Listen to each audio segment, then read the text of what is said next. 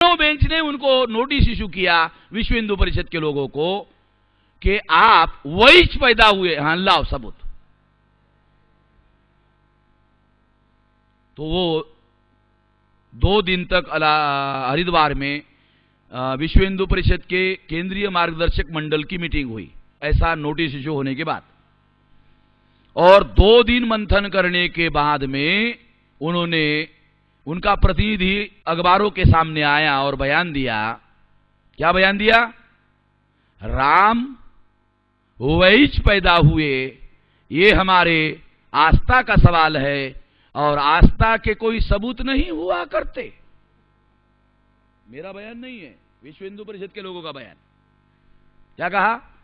कि राम वही पैदा हुए, ये हमारे आस्था का सवाल है और आस्था के सबूत नहीं हुआ करते।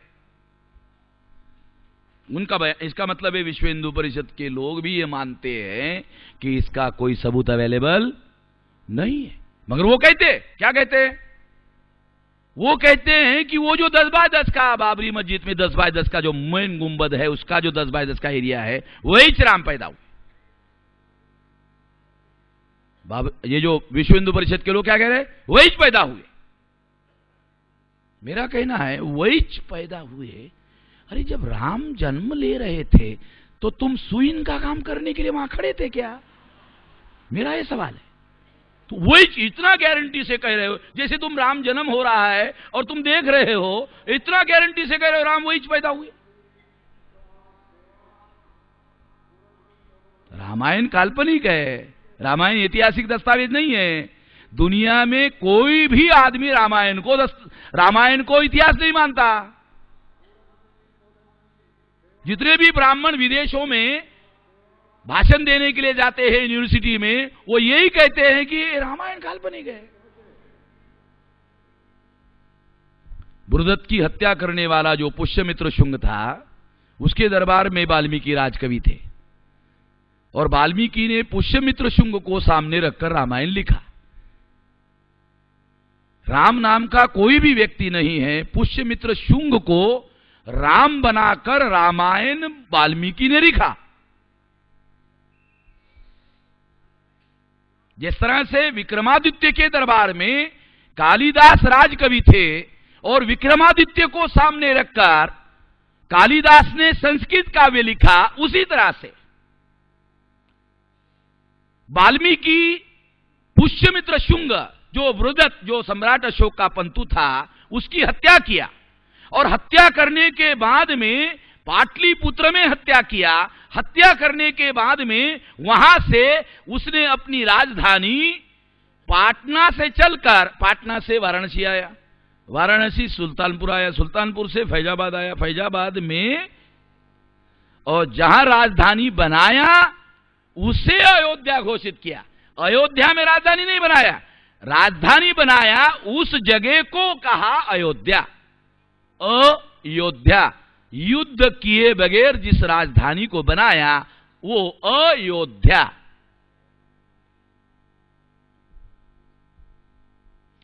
षड्यंत्र से मारा ना, बृहदत्त को षड्यंत्र से मारा, युद्ध तो किया नहीं। युद्ध से जीतकर राजधानी स्थापित नहीं किया, षड्यंत्र करके मारा, युद्ध किए बगैर मारा।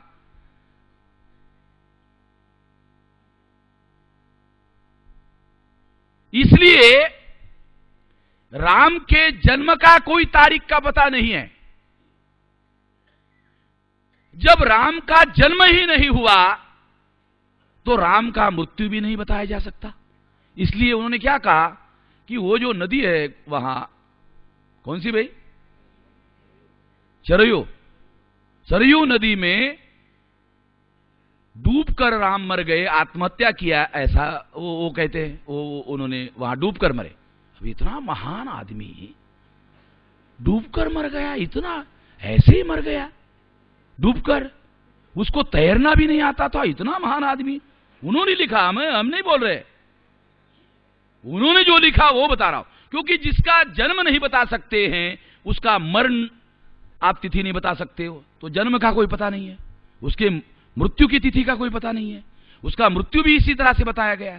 फिर उसकी पत्नी पत्नी का क्या बताया इतिहास, पत्नी का क्या इतिहास है, तो उसका बाप जो है हल चला रहा, हल चलाते चलाते जमीन में मिल गई। एक काल्पनिक जो बातें हैं वो आपको समझाने के लिए बता रहा हूं मैं, ये हंसने के बजाय मैं आपको एक तथ्य बताने के प्रयास कर रहा हूं कि ये फैक्चुअल बातें नहीं है, काल्पनिक बातें हैं।